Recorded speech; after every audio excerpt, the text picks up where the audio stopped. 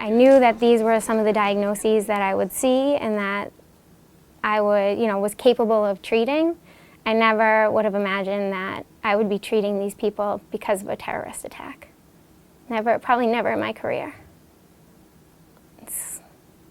It's crazy. The amount of emotional distress associated with just the nature of this situation, I think, is really tricky. One more. It's definitely been challenging in the sense that you're seeing injuries that you don't typically see or that you didn't learn about in school. Really, nobody expects this unless they're in sort of a war-torn country or.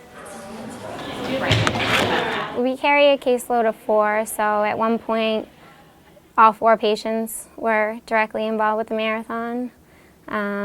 Not to say that those were the only 4. If we worked on the weekends, I remember working one weekend day and I saw 6 or 7 only marathon patients.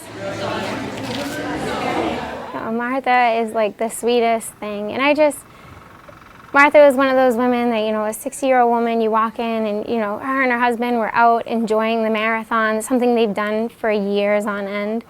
And it could have been anybody's mom. It could have been my mom. It could have been my best friend's mom. It could have been anybody's mom. And that's what it is. She's just like the sweetest, most loving person that had a horrible thing happen to her.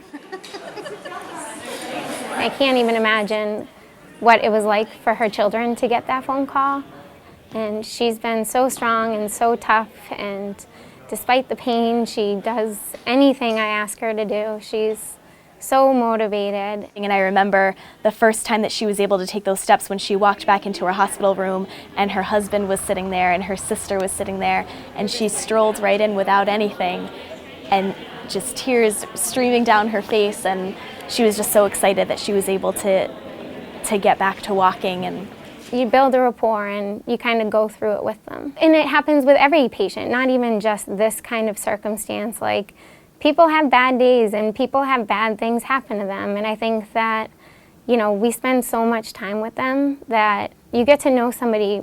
You sit down with them for an hour and a half, 2 hours a day, and you get to know somebody pretty well. Everybody was worried about them and they couldn't believe, oh, you work at Spaulding, you must have them all. They're all coming to you guys. And I see you on the news, and how are you doing? And I'm fine, I'm okay, because they're okay.